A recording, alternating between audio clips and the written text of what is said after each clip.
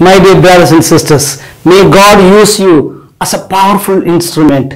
We see just one potato here, but God has put in countless potatoes. Look at the shoots coming out.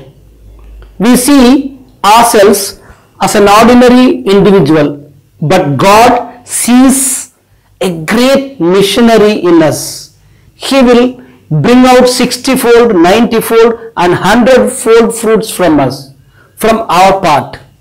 How should we cooperate with God?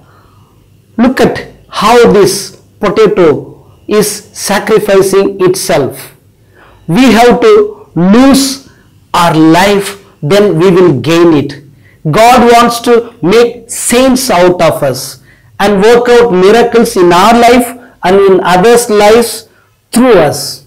Let us surrender ourselves to His holy will. God bless you.